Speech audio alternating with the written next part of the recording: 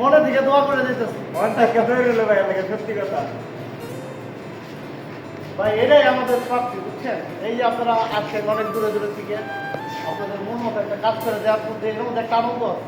যদি আপনারা কষ্ট দেওয়া যাইতেন তাহলে পরে কি দেখা যায় একটা কথা বলতে না হাসি খুশি হয়। ঠিক আছে ভাই, মানে উঠেন যত রাতে হোক উঠে একদম গাড়ি আচ্ছা ওকে ভাই ওকে আচ্ছা আসসালামু আলাইকুম।